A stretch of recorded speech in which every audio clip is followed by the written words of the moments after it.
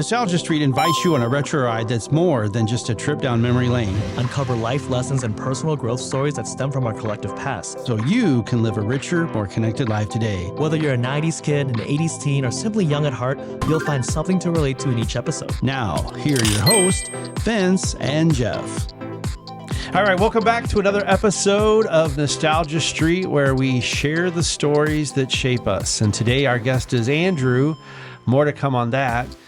So, Vince, you always have the fun question to kick us off. So, what do you got for Andrew? So, Andrew, we know you're a big soccer fan, done it a lot of your life. So my question to you is, if you could draft a soccer team, but you could only pull from a team from like not a soccer sport, so if you wanted to pull like the 96 Bulls, or you wanted to pull like the Patriots, you want to pull whoever, what is your soccer team that is made of non-soccer players? Ooh. Give us like 5 players. Yeah, that's a tough question. I mean, I'd probably want like Steph Curry. He's kind of got that like point guard, and you kind of need like a point guard on the soccer field. So he'd be for sure one. We gotta have the cheetah, Tyreek Hill. There we go. You gotta have that forward up there where you can kick the ball along to. I mean, I'd want someone big. Maybe Travis Kelce. He'd be a good goalkeeper. Obviously, I guess, okay, not so many Chiefs. That's okay. Bring him. I don't know. Who else? You want a lot of fast players, so probably like Travis. Travis would probably be a good like sweeper stopper. Like, we put him on defense because he's quick.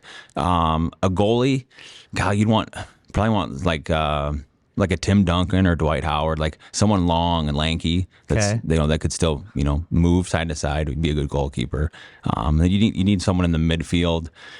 I don't know, like a Devante Adams or someone who's fast, who's got some size to him. I think it'd be fun just to watch if any of these guys could even manipulate a soccer ball. That would be fun. The Kelce brothers talk all the time whether football players can become basketball players, but yeah, soccer. Interesting question. Good job, Vince. Yeah. All right. Well, before we get much further into this, we want to give a quick shout out to our sponsor, Forefront Studios. That's us. We're here at our new space in the downtown area at 114 South Main Avenue, also known as what we call the McGow Construction Building until we get our signage out there. And at Forefront Studios, we create videos to help our clients sell more of whatever they have, products or services. And we have a fun time doing it. And Mr. Miller here today, oops, I gave away his name. He and his wife are actually part of that process as clients last year. So with no further ado, we have realtor extraordinaire on the male side, Andrew Miller. His wife, Maggie, was with us a few weeks ago, and we thought it'd be more fun we should probably have you back on side by side so we can play newlywed game and embarrass everybody to death. We figured we'd split you guys up so it'd be more juicy. Yeah.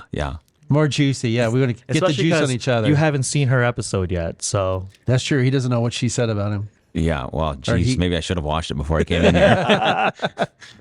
So we always like to start kind of almost like a chronological order. So what is a toy that you just could not let go, or that your parents knew that you had to have, or else you'd scream your head off if you didn't have it with you when you were younger? I don't know. I think I love to be outside, so it had to been some trucks, toys. I know I had a lot of those little Tonka trucks that we'd play in, and I'd have them for a couple days, maybe a couple weeks, and then they would be destroyed, and the wheels wouldn't turn, or the wheels would be broken off. But we made do with them back then. Yeah. So it's a little bit of a troublemaker. Yeah. Maybe. So what was kind of like that early childhood like? Were you getting in trouble a lot with siblings or family friends or neighborhood kids? I would say, so I grew up on Point Drive, Penguin Point, which was a kind of a cool area, a nice hill.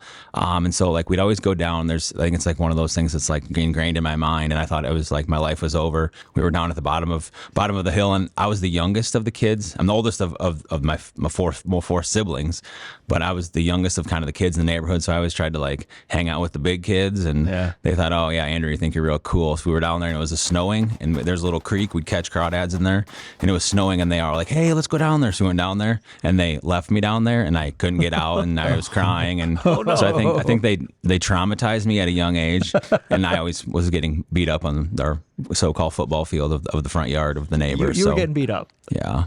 Well, not really beat up. We wouldn't get beat up, but I was the little kid, so they would traumatized. They would toss me around. Yeah, those memories we all have, getting punched or hit or whatever, and seems pretty traumatic I at the did time. punching, but You what? I did the punching. Yeah. And the shooting of arrows. Stop. You have to look at that other episode there. In case you don't know, Vince once tried to shoot his mom with an arrow. It was an accident. So you have to go back. What episode was that? The one with Jeff Hayward. Yeah. So check out our episode there. I forget which one that was. That was pretty good. So what did you do when you weren't getting beat up by the neighborhood kids? What were some other activities that you enjoyed? We played. We had a lot of football, basketball. We was trying to have these little like round the neighborhood like basketball tournaments, little 2-on-2 tournaments, and so. But I mean, I was pretty good back then. So like, I would beat some of the older kids, and then they would get mad, if I made a shot. But that's why they were bullying you, Yeah. because you were beating them on the Yeah. on the courts where it Well, mattered. hopefully he wouldn't show up. Yeah. Go watch cartoons, kid. No, Yeah. you put him in the bottom of the hill. Then he can't make it to the tournament. So how long did this prowess keep you afloat and keep their egos in check? I don't know. We lived down there for a while, and then I think it was closer to like middle school is when we moved, and so we were there for a while, and I felt like a lot of the kids came and went in that neighborhood. But yeah, it was always fun. We'd do a lot of sledding, and I have some fond memories of riding my bicycle, and that's a whole other story of me falling asleep on my bike. That's forever ruined me as well, but I'm still here. Well, you fell asleep on it. Well, now we gotta hear riding this a bike. one. That's the story, and I'm gonna stick to it. So I was one of those kids that would go 100 miles an hour till like my mom yelled at me, and it was dark, and I had to come in because I just always wanted to be outside. Yeah. And I guess I was tired and fell asleep on my bike and had road rash all over my face and hands. And I think my mom still has the photos. And they're like, "Well, what happened?" I was like, "I think I fell asleep. I don't really remember." But Were you drinking? I don't. I might have wished I was. No, I think I was like 8, 10, something like that. So Wow. I was fairly young. But that and the big wheel. So, the big wheels. Bike and then Did you ever hit anything on your bike that caused collateral damage? I mean, I think where I fell, there was a fence, that one of those interesting houses with the front yard that's fenced in with the chain link fence. Yeah. And it was right there, and actually, one of my mom's good friends found me. She brought me back to the house and was like, "Hey, here, Andrew's laying in the sidewalk." laying on the sidewalk. Sleeping. Yeah, Bleeding. sleeping with my road rash. I remember coming home from just tooling around the neighborhood, and we had this little ravine next to us, and I went down at breakneck, and I didn't judge it just right, and I hit this little rock or jut out, and I remember sliding forward off of my seat, and of course, you know what happens next. The crotch hits the post, and I was like, "Dad, Dad!" I couldn't talk. Oh, that hurt. I tried to ride an adult's bike once when I was a kid, and I don't know how I fell, but my leg ended up through a wheel. It was nothing got punctured, but it was just like the spokes are around my leg, and it's like, how'd that happen? Wow, that's traumatic. Yikes. So here on the show, obviously, bicycle accidents are a trauma for everybody. Yeah, bike safely, folks. Yeah. Wear Don't let your helmet. kids ride a bicycle. Yeah.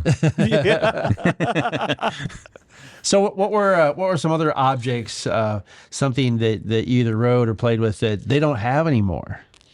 I wouldn't say they don't have it. It's not as prevalent as I think. I went through 3 tires on the big wheel back then. Wow. I mean, I would go. We had kind of lived on a hill, and so I'd go up there and go screaming down, and then, Wait, what's a Hit the big brake. wheel? Oh boy, exactly. we got to explain this to you. Yeah, what's a big wheel? It's a tricycle with really big plastic tires. All 3 of them And are a small. big? No, the 2 back ones are really big. The front one's kind of small, right, Andrew? Yep. Yeah, it was more narrow, but it was Okay, so it's like a trike. Got it. like a trike. And There's a handbrake? you had a handbrake. Wow. That was the best part. Okay. But I didn't know that you could change the wheels on those. You saw so many kids that had big wheels, but the tires were all chewed up. Yeah, worn. They were like lopsided, or So you had a parent that loved you, apparently. they just, or I threw a fit and said I wanted a new big wheel, and a new big wheel is kind of expensive, so they just changed the front tire on it. So Wow. So Andrew, what was the trend for you in school? Like, was there something that was like that all the cool kids did that you either had to have or had to do? Had like, to wear. Like Jeff threw his leg up on here and cuffed his pant leg the other day to show us how you used to cuff the jeans. Yeah, wasn't that with Maggie? I forget who that was. I think it was. ooh, With Pete. I remember rolling the jeans. I think that was a little out of my era. I don't know. School was kind of, I was there. I was present. Does that count? Like, I just wanted to be outside. sleeping. And, yeah, I was sleeping. You made it through. Yeah, I just wanted to be outside, and ever since I was younger, I always played soccer. Like you said, I'm a big soccer guy, so like I just wanted to go and play soccer or basketball or sports or be outside. I wouldn't say I had ADD, ADHD, whatever they call it nowadays. Yep. Maybe I did. They just didn't diagnose me with it, but I was just one of those kids that just went through the day, made it through the day maybe, and then I was home and I just wanted to play. That might have gone through a lot of my schooling.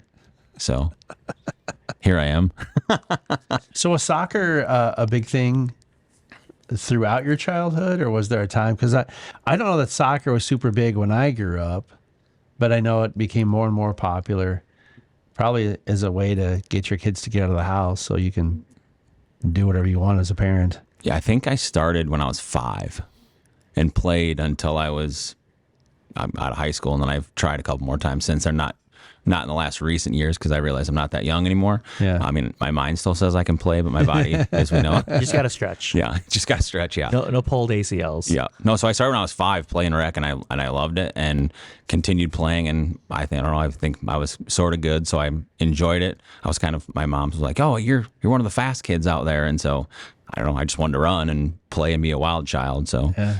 but So were you a forward or? I was more of a defender. Okay. I played like sweeper stopper. I also had some little bits at goalkeeper, which was fun. I liked that. I was trained by some very high level people, and I thought it was fun. But then when you go play people from other parts of the country that are really good at soccer, and you lose 12-13 nothing, you're the goalkeeper. It kind of Oh, puts you in check. Why do you think that is, that there are people in other countries that are that much better? I don't know. I mean, it's. I wouldn't say it's not only in other countries. It's like in other parts of our country. Like like I remember playing ODP, Olympic Development, soccer, and that was one of those big things you tried out for. And they took the best kids in the state. So I was like, ooh, I'm sort of good. I played club soccer, but then we'd play like Ohio South, Ohio North, Indiana, Illinois, even some kids down in Nebraska. And it's like they were bigger, faster, stronger. I don't know if they were, I felt like you were playing kids that were 2-3 years older than you. And you're like, we're good around here. We beat everyone around here handily. And then we go there and. So it wasn't the weather. It wasn't like they were able to, Yeah. like you'd think kids in Florida, they're probably outside year round, but it wasn't that. So there's a book by Malcolm Gladwell called Outliers. I don't think I've mentioned this on the show. I hope not. Mm-hmm. But he talks about, have I? no, you haven't. Okay, Yes, thank you. I hate to repeat No, stories. you haven't. But he was talking about hockey, why so many Canadians are better hockey players. And it's something about, and don't quote me on this, but it's something about like you can't really start hockey until you hit a certain age in the U.S., but in Canada, they allow them to start playing hockey a year earlier. And because it's during those formative years, it's kind of like if I wanted to try to learn Spanish as a 55-year-old versus a 5-year-old, the 5-year-old brain's probably still developing. Same thing with hockey. And so they say that that's why hockey players in Canada are so good. It's just that one extra year just propels them exponentially. Yeah. Or like kids in Europe, like they are born with a soccer ball and, that's what they do. Or like, Vince's question, like, hey, I feel like in other countries or in other parts, probably in other countries, but soccer is more prevalent. They take their best athletes. They're not playing football, basketball, the other sports. Yeah. They turn them into soccer players. So, Jeez. So what were some of those songs that you still rage to in your What's your car? soundtrack? Soundtrack. I'm like a classic country guy, like old school, like Waylon Willie and the Boys. Okay. Okay. But Maggie doesn't like when I listen to that. So She's on Maggie here the right wife. now. yeah. So normally that's only like when I'm by myself. So Give us a couple of bars. am I gonna sing it? Oh, You can. jeez. Good. Comment. Or like Tennessee Ernie Ford. People have never heard. 16 tons. What do you get? Another day. Older and deeper in debt. People are gonna wonder. Like Vince, what no. era is that? I can tell from Vince's profile, he's looking at you like, what is he talking about? Obviously, country music is really popular in your upbringing, Vince. Yes. Country roads. Take me home. Yeah. Country fried chicken. That's as close as I got. Yeah, I wasn't. My parents love country music, but yeah, my mom probably wasn't a big fan of that. So we just listen to rock and roll. I like country now, but it's not Country's really country. changed a lot, right? Yeah. It used to be like really country, really country, and then like was it Shania Twain or who like ushered in the new style of country? I would say it had been like mid to late 90s. It turned into, then you have, I don't know, it's more of like a pop country now, which there's some good stuff, and I still listen to some of that, but I don't know. I just like, hello, I'm Johnny Cash. There you go. That's a great impression right there. Good stuff. We'll be right back. So what movies captured your attention when you were a kid? I keep going back to the soccer theme, and I said this the other day, and people laugh at me. I say, "Hey, remember the Big Green?" And Okay. Yep. They're like, "Well, you're an idiot." I'm like, I don't know. I thought that was cool as a soccer movie. Kind of love soccer, and that was a good one. And I'm not really a big movie guy, but I like the military stuff. Yeah. Like Saving Private Ryan and Men of Honor. I've always thought that was a super cool. The military goes and saves you and or your country and whatnot, or just some of the stuff that happens in some of those movies. Obviously Top Gun and the new Maverick, which is super cool and everyone loves it. But I think, I don't know, those are probably some of my favorite movies. I'm not much of a movie guy. All right. I mean, I think one of my best friends would still like kill me to this day. I went to hopefully no Star Wars people are listening, but I went to one of the new Star Wars. I couldn't even tell you what it was. Yeah. But I fell asleep in the movie. How dare he? I'm sensing a trend here of you and just sleeping wherever, I know. whenever. I just go hard all the time. I need to rest. I picture Andrew in the afternoon, on a Saturday afternoon. He's working on his truck. He's listening to country music. Is that close or not? Yeah, maybe a beer in my hand. Some college football in the background. There we go. So Nebraska, I see that. That's probably one of my least favorite teams. I got to be honest. But where did your appreciation for Nebraska come from? I was actually born in Nebraska, and so they say it's in your blood. Yeah. And my dad, my grandpa, all my relatives, lived in Nebraska, and so it's kind of always been. I've always been a big Husker fan, and then when you're younger and your dad watches it, and you want to sit and watch a game with the dad. Early '90s of the Miami games and the Florida State and the Orange Bowl, the Fiesta Bowl, those games, and I remember like, oh, Dad's gonna let me stay up a little later, and I would watch the Husker games of Tommy Frazier, and back when the Huskers were A team. really like That's cruel. I mean, we're trying to make a comeback. Thank you, Coach Rule. But no, and so like ever since then, like it's just been, I don't know, it's always been I've always been a huge Husker fan, and my family was there in Nebraska, so like it's kind of home territory. So yeah. that was when did Coach Osborne step down? I think it was 98. And that's when everything fell apart, right? What was it? 98, 99. 98 is when they split the national championship with Michigan, and I think it was like that year or after. And then we've Wait, you kind can of split slowly. a championship? Back then they did. That's weird. Yeah, because they were national champions with Michigan. That just sounds I wrong. don't think they didn't go head to head that year though, right? I don't think so. But so they were like and that was way, Played their separate bowl games. It's different now, but they wouldn't have had that. So what do you think? So Andrew, I know Andrew well enough to know we're both Chiefs fans, and we had several years, let's be honest, of pain. What do you think? What do you think resides within the male psyche that makes us endure all of that pain when our teams just suck? I don't know. I should ask my father-in-law that because he's a Vikings fan. That's I don't another know. one. It's just I don't know. I think we're just weird men, and we just love sports. It's like back in the gladiator days. Like people just love to watch people in the arenas and go at it and each other. like knock each other's heads off in a sense. So I think it's like you're invested so much that you just like it's got to pay off at some point, right? Like look at Cubs fans; they spend like 70 years with nothing. Yeah. Well, yeah, it's maybe like playing blackjack. If you lose a hand, you just double down and you just keep on hoping and praying. Double of nothing is nothing, right? Yeah. I mean, you think, hey, if I buy some more apparel, then somehow they're going to get a signal that we like you, and so they're going to play harder for us. I guess the NFL, every year, the draft, you're going to draft that guy. And I remember back when we had Alex Smith.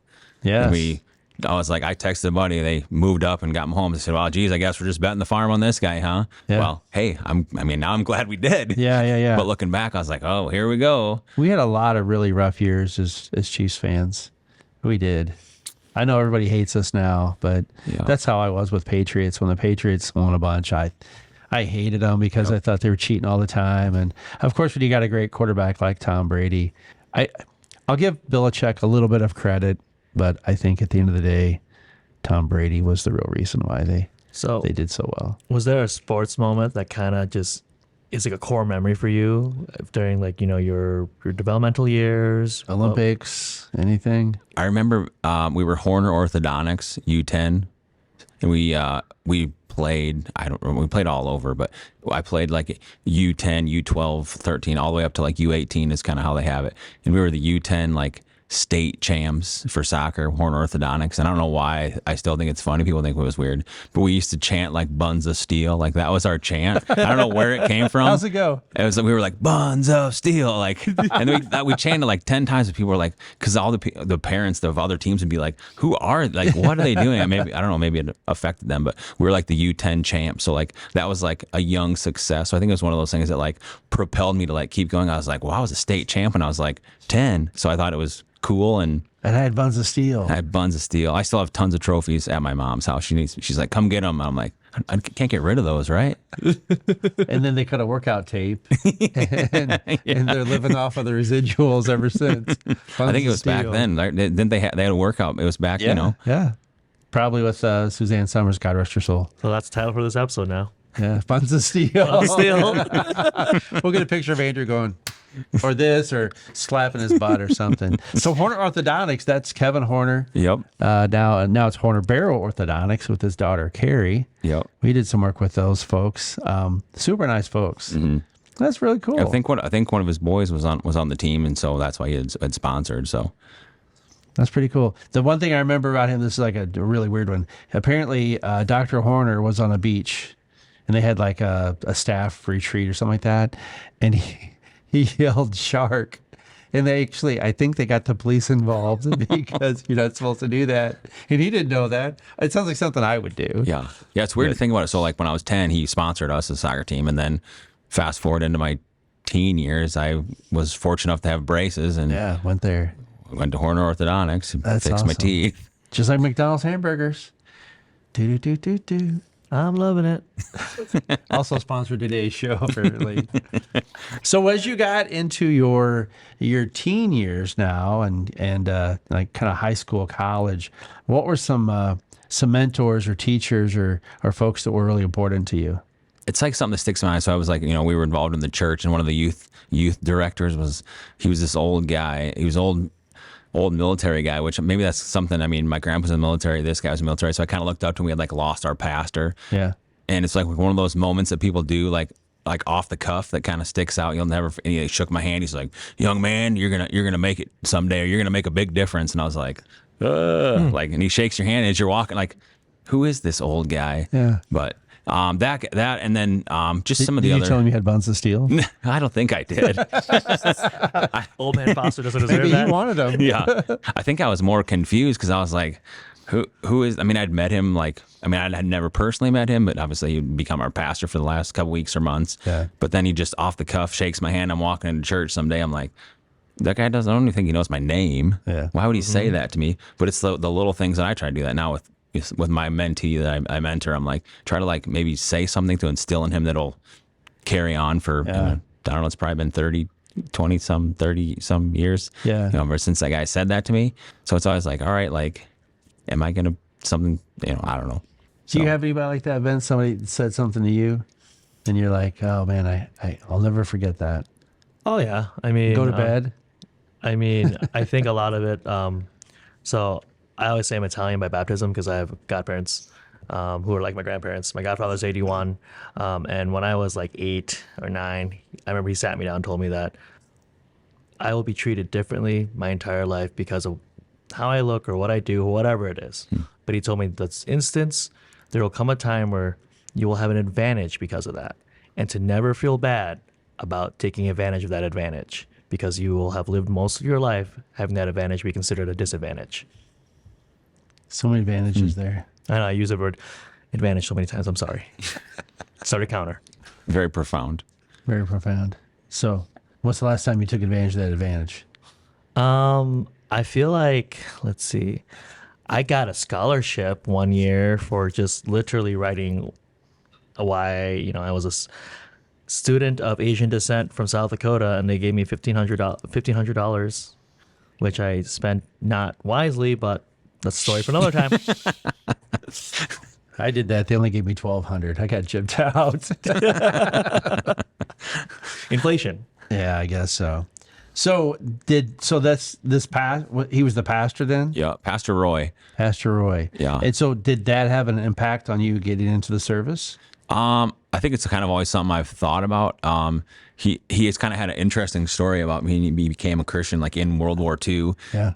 He said he's in like his early 20s, and then I said, "Oh wow," because he's like, then I became a pastor, and so he was very blunt, Yeah. which I thought was interesting because he was an older gentleman at that time, and so.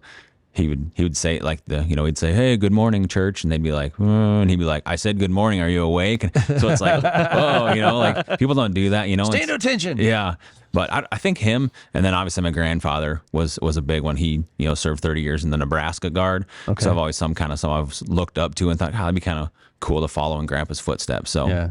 So was he in like World War II, or did he serve in any wars? My grandpa didn't know. He was in the Army Guard. Okay. He was a recruiter for, I probably get it wrong, but I want to say, I think my dad said like 20 some years or a really long time. And so Yeah.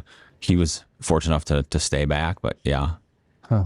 Interesting. It's really cool. So how old were you when you? I almost said when you got drafted. That's not the right way to put it. Yeah. When you joined up. So I did the American dream of, everyone goes to college because that's just what you do. Yep. So I graduated from Sioux Falls Christian and went to USF, and I didn't know why I was at USF. People were like, "What are you going to study?" And I was like, "I don't even know why I'm here because I just did what everyone He was else trying did." to get by the He school was- day. Yeah, I He was still trying to sleeping. I was trying to where am I? I was trying to stay awake. Yeah. And so then I went and worked, and I was like, yeah, I need to do something. So I had someone who I know that was in the Guard, previously retired, and was like, "You ever thought about the Guard?" I was like, yeah, I actually almost joined active duty. I don't even think my wife knows this story, but I was going to join active duty way previous before that. And I was dating a girl at the time, and so I went to the recruiter, went to MEPS, and talked to him and did all this stuff. And I told the girl that I was dating at the time, I was like, "Hey, I want to talk to the Air Force recruiter." She was like, "You're not the military type." It just crushed me. I was like, Whoa. "What?" That was when I was 18, and then move forward, 2 years, and I was 20 when I joined. Turned 21 at tech school, so I had my 21st at a military tech school. So I always joke with people, my 21st, I got out of our class at midnight, and we ran to the bar, and I had 2 beers and a shot, and happy 21st because then the bar closed. So He made it just in time. I bet she just didn't want you to go. You're not worth it. You got to stay here with me. Well, at least he took that as motivation and did it. I mean, Yeah, I was 25 and I was at the Marine office thinking, what am I doing with my life? and then I went and told the girl I was dating at the time. She's like, same thing. She's like, "You're not cut out for that. I couldn't see you doing that." And I was like, you know what? I was back and You're forth, back and forth. We'll be right back. So, what were some things that you expected when you were in the Army? the Air Guard here in Air Sioux Guard. Falls. Yep. What were some things that you expected that maybe myths exposed? You're like, that doesn't happen like that. I guess I thought when you got like in the the military's looked at as everything is like perfect. We're the greatest of the greatest, which we're the greatest in the world. Most powerful, I would say, as of now. Hopefully it stays that way. But Yeah. it's like I thought, you'd go in and everyone would, cross their T's and dot their I's, and there was all respect and no one got in trouble. Well, that's the total opposite. I realized that, some of the people that were there, my first tech school, I went to became a firefighter, and there was 3 Marines in my class, and 2 of them, one said, "Well, I'm from New York and I kind of had to join." It was either, I said, "What do you mean you had?" "Well, I could either go away for a little while or they said I could serve." So I was like, "Oh, okay. So you were going to go into prison or whatever for a while because of something you've done."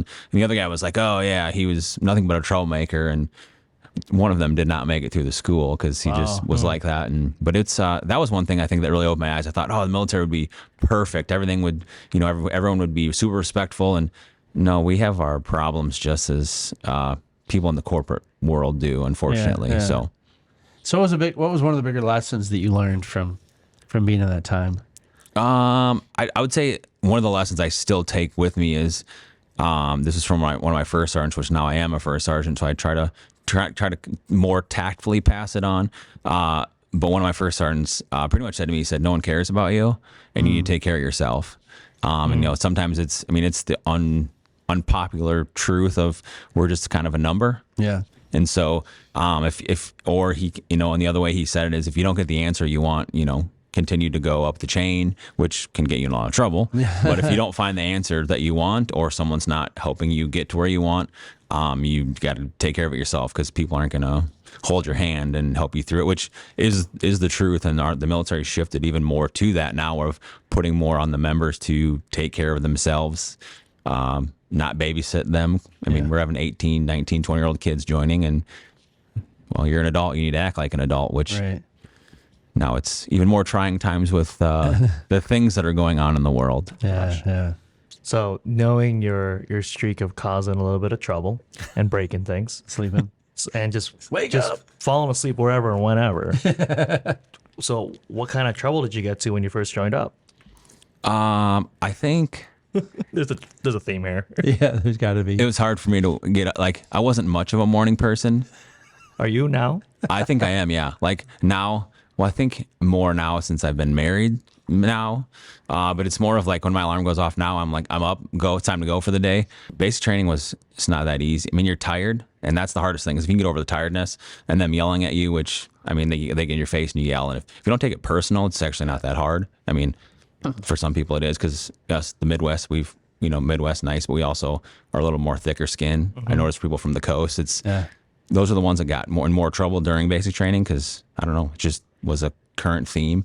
But I think that was the hardest thing. It's like waking up, and so, but now now I'm kind of old, and so waking up, and it's still a theme for some of our young airmen. It's like, hey, you need to be here at this time, and you slept in, and what were you doing? I was playing video games, or whatever they were doing. Yeah. But I think that was the hardest thing of, getting up early and because, I don't know, no one wants to go to bed super early, but now I do, because Yeah, get up early. I'm tired.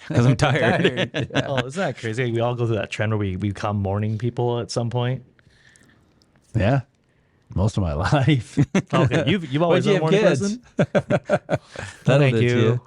So what were some of the habits that you acquired during your time in the service that you continue to do? I mean, obviously you have a tight, what's the appropriate term? High and tight? High and tight, yeah.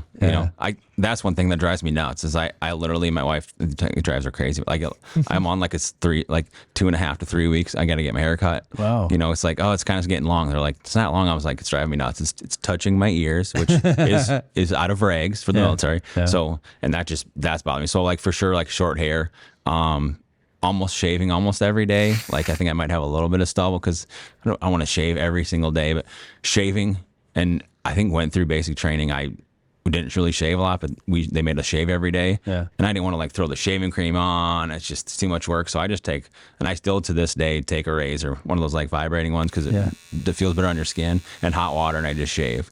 Like no shaving cream. Wow. I just Saves hot money. Water. Yeah, So hot water and go. You wouldn't go back to the classic bowl cut that you had? Oh, okay.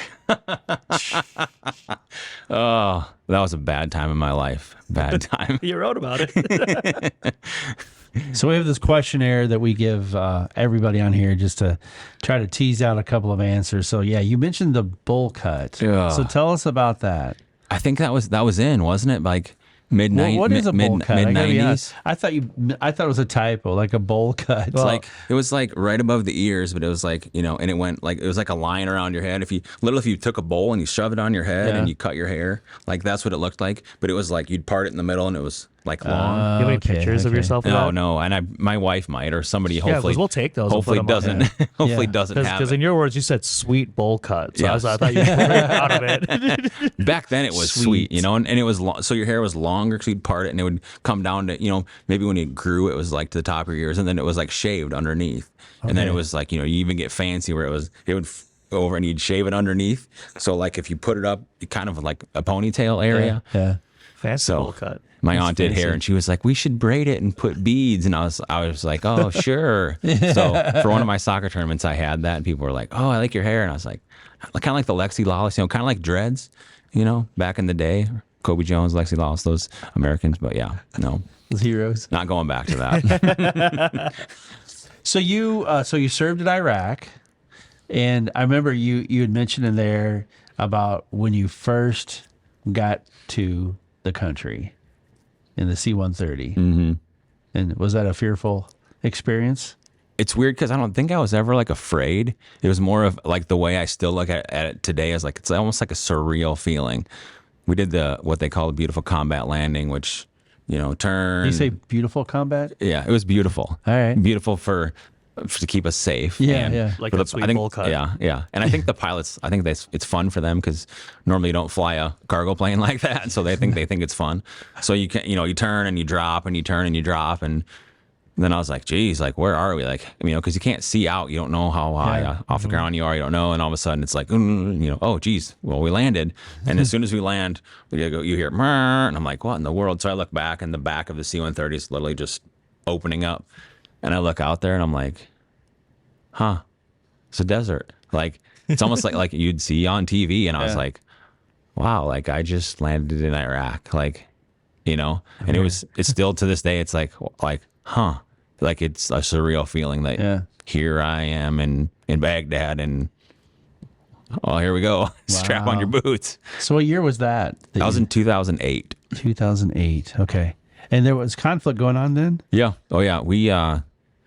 We were still, I don't know if it was daily, but we were still getting mortar attacked a lot. We had the Sea Rams, which help protect from that, like what they have on the aircraft carriers and whatnot. But yeah, we had those, and so that's something that has forever and will forever, change my life. I still, I love the 4th of July because our freedoms, but I don't care for the booms and easily being startled still, unfortunately. So yeah, I bet.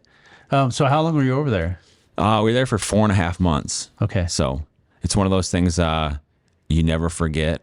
We flew out 2008, September 11, 2008. Yeah. We flew out of country.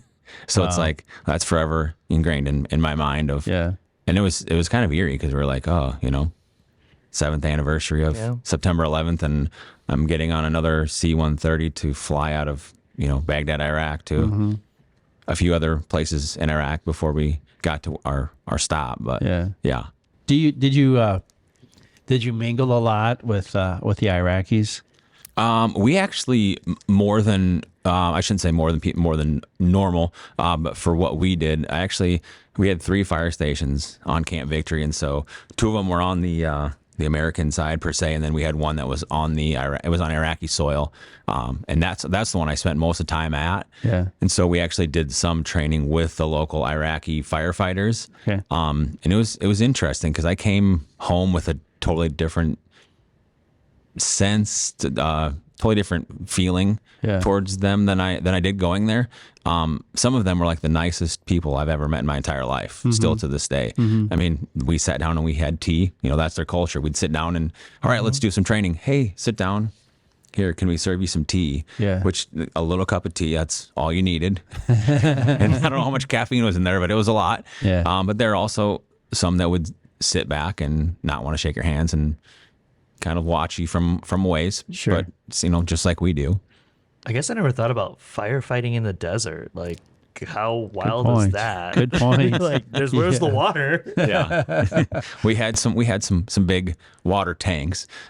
We did aircraft rescue firefighting, so like any of if that would happen, we would be called. So like for buildings or medical emergencies, or thank God no big aircraft got shot down or came down or anything. But So were there any challenges, any close calls while you were there? we had a few mortars that hit the ramp, which we lived in Tent City, which was cool.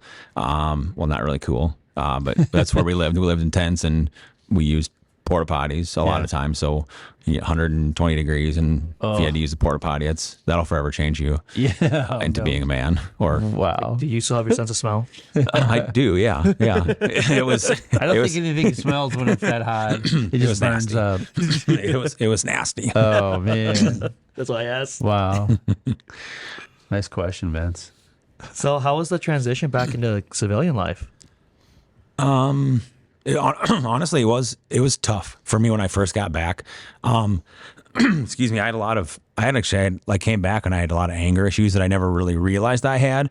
And it was more of just because we as Americans are so spoiled. Yeah. And so stubborn, and I was grateful to go anywhere. So I'd go to a restaurant here in town and I'd be like, hey, I'll take a cheeseburger and fries. And they'd be like, hey, it'll be a couple minutes. I'm like, I don't care. And the guy next to me said he ordered a bacon cheeseburger and he didn't get bacon. And so he'd throw a fit. And I'm like, you're the most like stuck up, like spoiled rot. Like, and it would piss me off. Cause I'm like, listen, like we have it we live in the greatest country. We have it so good.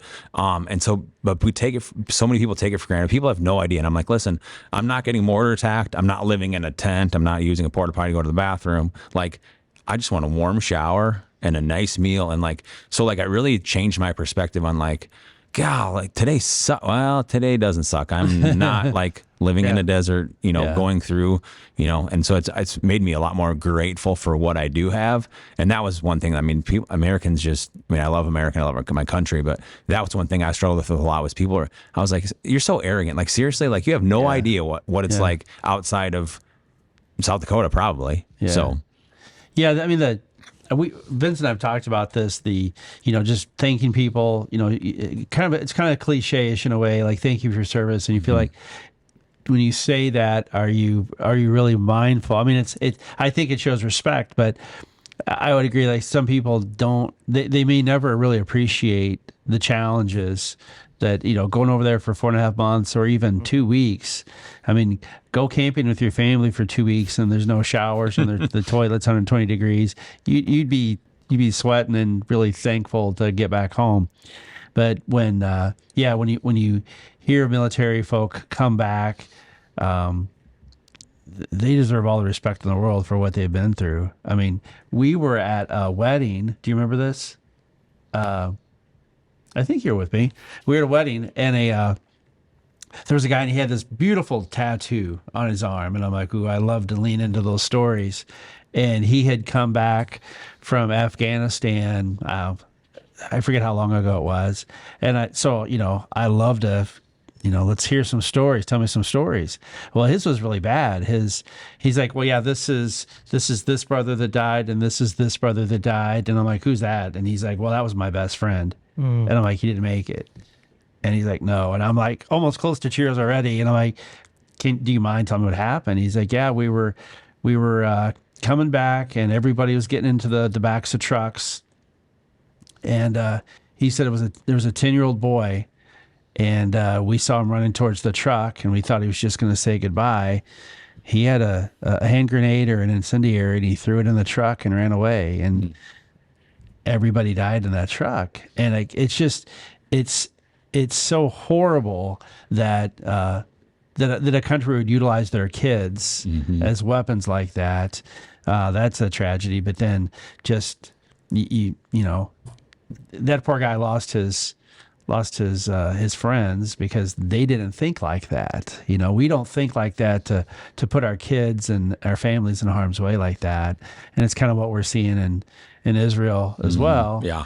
Without getting too political like that. It's just a bad deal when things happen the way they do and we're utilizing our kids and weaponizing them against bad deal. Yeah, definitely count our blessings. Yes. Yeah, for sure. Hate to go down that dark path there, but I anyway, all of that said, all respect for the military folk, for sure.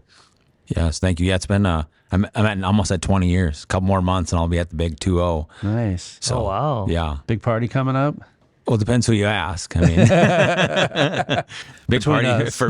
for me. My wife thinks I got 10 years left in me. So I said, let's just get to the 20 and we'll see what happens after. Like, let's just get there first. So came back from the military, and then had you met Maggie before that or after? That was after. So Okay.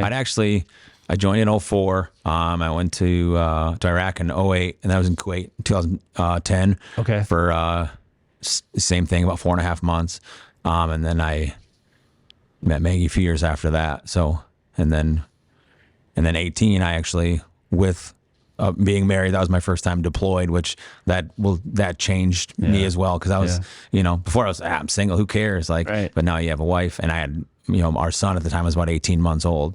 So I was like, yeah, this whole military being deployed in a combat zone, it's not real cool when you have kids, which puts like, as you said, it puts a whole nother meaning, whole nother layer of maybe stress, maybe, anxiety on top of, being totally. halfway across the world. So Totally.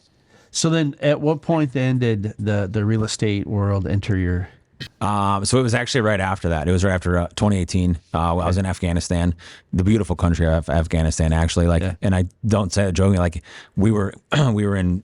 I mean, they have mountains. We're in a mountainous area in northern Afghanistan, and it's actually gorgeous. We're there in the fall, and so we'd wake up and there'd be like snow on top of the mountains. Like it was almost like being like in Colorado. Yeah. With the weather was kind of different, but it was weird because it was desert with like mountains, so it was kind of cool. Maybe Arizona areas.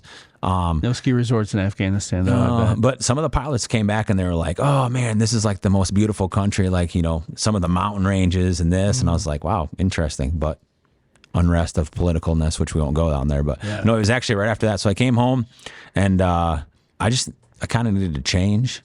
I thought, my son's young, and I don't know if I can do the job I was in at the time. I would have been like another 15 more years and it had been, because I was working full time for the military at the time, and I was like, I don't know if I can do this for another 15 years, and I want to spend time with my wife and my little kid, and I was just gone, and I just needed a change. And so Maggie and I were kind of talked, and I think we were at Craven, and she was like, "So you really want to do this?" And I was like, "Yeah." Because she was needing help because her business was growing at the time. Yeah. And I said, let's do it. Because previously I'd been a home inspector in my previous life for a couple years back when I was in the firefighting realm of and so like I kind of had an idea of the real estate world and how it worked being a home inspector. And I was like, I think I would enjoy being an agent. I mean, I thought, God, this, going to coffee and lunches, and God, it sounds like a pretty, from the outside looking in, that's what all these new agents think. Wow, look, you get to go to coffee and lunches, and this looks easy and fun. Until they realize they got to pay for that coffee. Like, what? You quickly learn. Yeah, like, I mean, I thought that was super cool, knowing that you're in real estate, but then also having that home inspection side of things. So that gives you a whole new level of whether or not somebody should buy something. In a way, I almost feel like most realtors should probably have that experience because it does give you a leg up and make sure that you're going to the right place. I definitely look at houses different. And I think that's something we pride ourselves on at the Miller team. It's like, oh, hey, we're going to walk into this house, and I go, there's a nice, sheetrock crack. It's probably cosmetic. I don't know, because I'm not a home inspector. I'm not an engineer, but we see a lot of that, and I think that's something that people have said, oh, I really like that you point everything out. And I said, if I see it, I'm going to say it, because I'd rather show you something now as we're walking through the house and you go, oh, I don't think I can live with that. I was showing a house to some clients a few weeks back, and I said, God, look, there's that nice little like ripple in the floor. Well, that's weird. So I got down on my hands and knees and looked, and I was like, well, it doesn't seem to be the floor shifting. Maybe it's just a cosmetic, maybe it's just a bad floor job, and they ended up going, that kind of made me nervous. So I'd rather now than you buy the house and 6 months later, you're like, hey, how come you never showed me this? Or, right. So we like to be upfront and honest. And if we see something, we say something, kind of like they say with everything in life. But if we see something that's going on at the house, hey, I'm going to point it out to you now so you can make an educated decision on, do I move forward with this big purchase, or do I next? Yeah. So then you morphed a little bit more then in the real estate space, because now you're also helping veterans purchase their homes too, correct? Yeah, you're a big advocate there, aren't you? Yeah. And that's one thing. Like, I mean, right now we have the Veterans Community Project, which is a huge thing that I love to promote. I'm not really involved with it, but I love to promote it and help to volunteer a couple times. And same thing like homelessness. And so like a lot of veterans that go through a lot of this kind of stuff have PTSD, alcohol problems, which turn into, when they get out of the military, drug problems and homelessness and not really well financial stability and whatnot. And so like I just want to help them. So like obviously getting into a house is huge. You know, it's like a homeowner's dream. You know, it's everyone's dream, I would say, or most people's dream to be a homeowner. And so helping a veteran through that's like, I mean, that's probably one of my favorite things about real estate is helping another veteran find a house. And it's fun because, you know, I don't know, we're veterans. We like speak the same language, speak the same lingo. Usually we know someone else who's also serving, or know someone who's in your unit or that unit, or you're in my unit, or you've been somewhere. Oh yeah, you know, when you were there, did you go to this place to eat, or did you experience this or experience that? So it's kind of like almost like a close knit family kind of in a way. So it's That's really cool. So Mr. Miller, quite the complex person. He plays soccer. He wrecks bikes. He also sings, which he didn't. That's right. You're an all-state choir, but you didn't demonstrate anything for our viewers. We need a demo tape. You put it on there, sir. Yeah, you put it out there. Yeah, it was. I mean, I went to Sioux Falls Christian. It was kind of small, so I think I was, one of four of us, and we went to, I think it was Aberdeen for all-state chorus. That was crazy. What part did you sing? Well, I was a bass. Bass, of course. I mean, that's why you have to add extra bass to that too, to emphasize that I'm a bass. yeah, yeah, Just to be clear here. yeah. I've always liked singing. I mean, I might have done a few karaoke stints in my past. Might have. You can always future bring it back to the past. present. Yeah. Well, for when he leaves the military, he'll be able to do some karaoke, I'm sure. Yeah, maybe we'll do a little Johnny Cash impersonation when I retire. Grow the hair out. And Well, I remember having to like review choral groups or music concerts in school, and I went to like an armed forces like chorale, and that was like I'm really impressed. Like the fact that these folk have this music ability, but they also have to perform the regular job, which is military, the full time as well, and practice. yeah, they have a Air Force, or they have military band. So like some people in the military, like they play in the Air Force band, or they sing in the Air Force choir, or there's actually a show choir, and they do crazy shows. See, maybe I would have actually joined up if I knew that was a thing. Yeah, there's a lot of things that people Show don't. choir. Yeah, yeah. A lot of people think that people don't know about the military. When we were in Kuwait, they came and like did like some big long performance for us, and you're like, you're in the military. Yeah, this is my job. I was like, I get shot at, but you do that. news to me. Jeez. Well, our time, I was looking over here like, whoa, we're already at our time. Is there anything we didn't get to talk about that's just super nostalgic from your childhood or growing up that we haven't mentioned yet? I don't know if there's anything real crazy. I mean, I've lived in Sioux Falls, born in Nebraska, so I always have to throw that out there. David City, small little town, but I've lived in this town like all my life, and it's crazy to see how much this city has grown. Yeah. Especially, we're downtown right now, and how downtown is shifting. And I remember one of my deployments, I came back in 57th. That's when they redid where the railroad tracks, and you'd fly over the railroad tracks, and they redid that like overpass. And it's just crazy to see how much this town continues to grow. Yeah. And I mean, I don't know. I love this city. I don't know if I'll ever move. I mentioned it to Maggie. I'm like, maybe south where it's warmer, because I'm getting older and I don't like the cold as much. Yeah, for sure. So, the theme of our show is the stories that shape us. So is there, on a land note here, is there some sort of quote or lesson or story from, your past that you still carry with you today in what you do? I would say I did a little bit with the Quick Start Amway stuff back in college, and I listened to a lot of really good speakers that like still I think I listen. I don't still listen to them, and I still remember some of the stuff they said, and I think it's kind of how it's shaped how I treat people in the real estate world. And one of the quotes I was like, oh man, that really stick with me. It's like what the mind can conceive and believe it can achieve. And so it's like whatever you think can happen, now like David Goggins, I read some of his books, and the guy's a freak, but he was like, your mind can do 120 times more. Like your mind stops at like 60%. Like that's half of what you can really do. And so even like in the real real estate world, or I mean, to think back, it's been almost 20 years in the military. Like whatever you believe in your mind, like your mind is a powerful, powerful tool, more than we realize and more than we actually use. So it's like, man, like whatever I can believe in my mind and my heart, and like I can process it, write it down, and put 5-year, 10-year plan. Like I can achieve that stuff, because the only thing I think that stops us more than anything in the world is ourselves. Right. So yeah, I agree. I think, I know that quote, and even Bruce Lee said that too, like never have negative self-talk, because you will believe what you tell yourself. And so if you pump yourself up with anything other than country music, anything's possible. Gotta bring that back. Well, thanks for being a guest today. It's been fun to get to know you on this level, and allow us to interrogate you. It's been a lot of fun. A friend of the studio and supporter like always. So thanks again for another episode of Nostalgia Street. Make sure you follow Andrew. You'll find his information on our show notes. And if you haven't heard already, our show is also available on YouTube, where you can see all the visuals of all the peoples and things that we talk about that you may not know that I don't know. Aside from that, always stay curious and stay engaged, and we'll see you back on Nostalgia Street.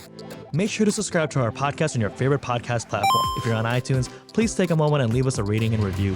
Head on over to our YouTube channel and hit that subscribe button. You'll get access to engaging visuals that complement our podcast content. Thanks again for tuning in, and we look forward to having you with us on our next episode. So until next time, listeners, stay curious, stay engaged, and never stop walking down Nostalgia Street.